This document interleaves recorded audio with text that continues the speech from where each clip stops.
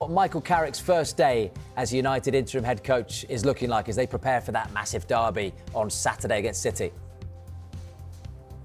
Pretty hectic, I think, is the easiest way to describe it. It's been a baptism of fire, I think, for Michael Carrick. We saw him and his longtime friend and confidant, Jonathan Woodgate, arrive at 7:51 this morning at Carrington's training ground. We can show you those pictures as they sped in nice and early to get themselves prepared for what is a big day for Carrick and a big day for the Manchester United squad as well. And my understanding is that whilst the entire new coaching staff was in place here at Carrington by 8:30 a.m, the players weren't far behind them. We saw the players starting to arrive before 9 a.m, and they were all here shortly after 9 a.m, and they had a team meeting, a full squad meeting at pretty early doors, where Carrick introduced himself and the new coaches to the squad and tried to explain to the players exactly what his ethos is, what he expects of them, how he's going to work, what type of football he wants to play. But I think he accepts as well that that's going to take a bit of time to bed in. They've got only 3 training sessions before that big game on Saturday, remember, and they've got to get to know each other, because whilst Trevor Binion and Michael Carrick and Jonathan Woodgate and Johnny Evans all know each other from Manchester United, none of them know Steve Holland, who was the real surprise and the big coup that was brought into the coaching setup after his incredibly impressive history with Chelsea and with England, of course.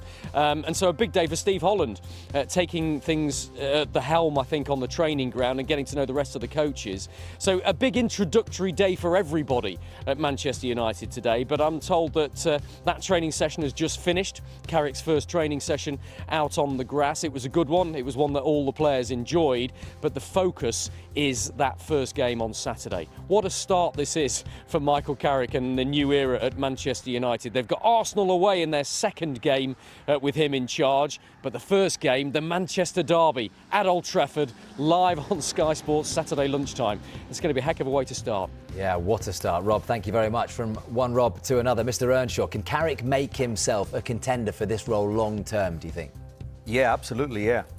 Listen, the way I look with Michael Carrick is he's actually in a really, really good position, because it's a no-lose situation. For example, he knows the club, he's been at the club, and also he's coached the club as well a few years ago, and with Ole Gunnar Solskjaer as well. So, but what the good thing is, Michael Carrick has gone away to Middlesbrough, and you need to get some kind of experience as a young manager and make some mistakes here and there and understand it and go through the day-to-day, and then you're a better manager 2 or 3 years later. That's where we're going to see Michael Carrick right now.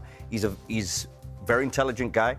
He understands what he wants to do, but I think the really good thing is he understands what needs to happen, what needs to change, what tweaks need to happen for this current Manchester United. I hope he's successful. I think he's the right man for the job in terms of he's interim.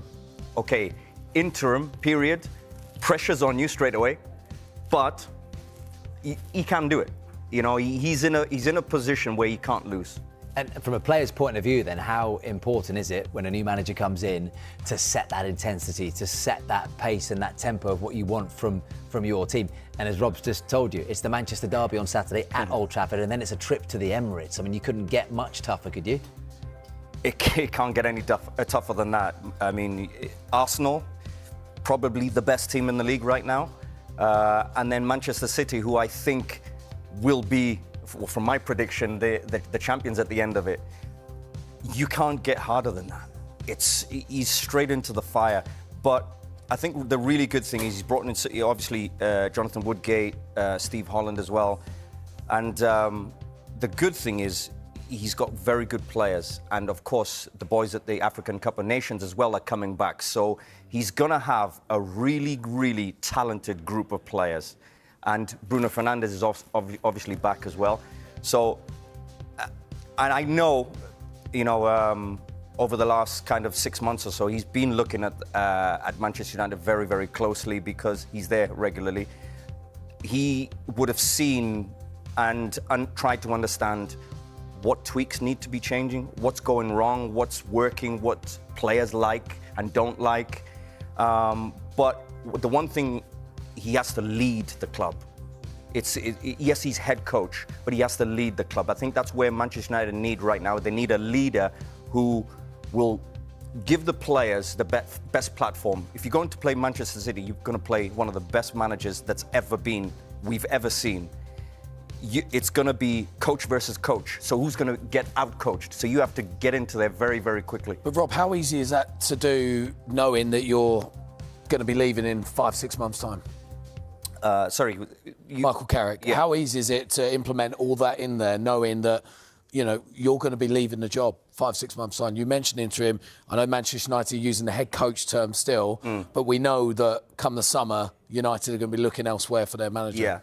The difficult thing is, and this is almost every football club, and we have to really pay attention to this, because I see this, it's a really negative thing in football that we do not give people enough time. Okay, you come in as interim, you've got 4 or 5 months. Okay, that's your period.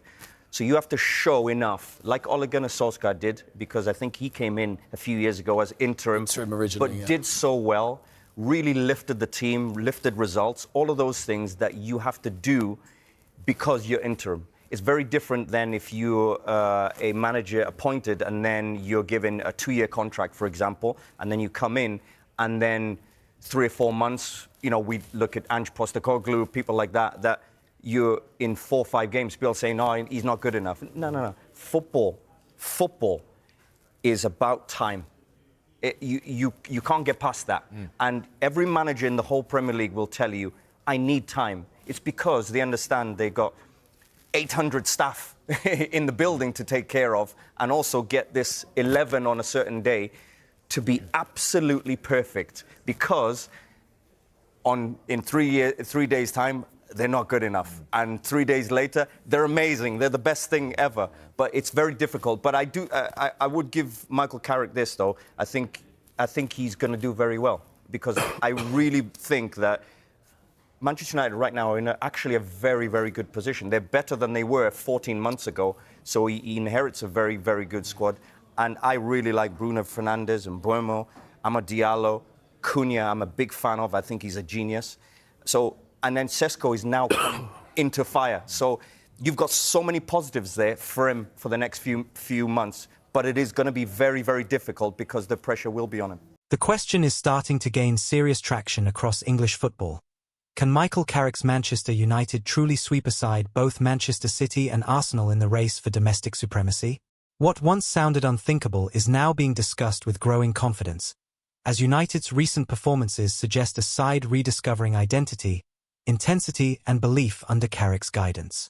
Since stepping into a more influential role, Carrick has quietly reshaped United's approach. There is greater balance between defense and attack, quicker transitions through midfield, and a renewed emphasis on positional discipline. United are no longer relying solely on moments of individual brilliance. Instead, they are controlling games, suffocating opponents in key areas and showing a tactical maturity that had been missing in recent seasons. Against Manchester City, the challenge is clear. Pep Guardiola's side remain the benchmark, built on possession dominance, positional play and relentless pressure. However, United have recently shown they can disrupt City's rhythm. Carrick's understanding of Guardiola's system, combined with United's improved midfield structure, could allow them to press intelligently rather than recklessly. By closing passing lanes instead of chasing the ball, United may finally have a blueprint to neutralize City's control. Arsenal present a different test. Mikel Arteta's team thrive on tempo, movement and wide overloads, with a youthful core that plays with confidence and aggression. Yet questions remain about Arsenal's consistency in high-pressure matches. United's growing resilience, especially in big-game scenarios, could prove decisive. Carrick has encouraged calm build-up play and patience, qualities that can frustrate Arsenal's pressing game and expose spaces behind their advanced fullbacks. Key to United's resurgence has been the midfield. Carrick's influence is evident in the way United now circulate possession with purpose rather than panic. The defense looks more protected, the forwards receive cleaner service, and the team appears far more compact both with and without the ball. This cohesion has translated into results, and more importantly, belief within the squad. Still, sweeping aside both City and Arsenal is no small task. City's depth and experience in title races remain formidable, while Arsenal's hunger and tactical clarity make them dangerous opponents. For United, the margin for error is minimal. Injuries, fixture congestion, and moments of individual lapse could quickly derail momentum. Yet, for the first time in years, Manchester United are being mentioned alongside the league's elite for the right reasons. Under Michael Carrick, there is a sense of direction, a tactical plan, and a squad beginning to trust the process. Whether that is enough to truly overcome both Manchester City and Arsenal remains to be seen. But one thing is certain: United are no longer chasing shadows. They are stepping back into the conversation, and the Premier League is taking notice.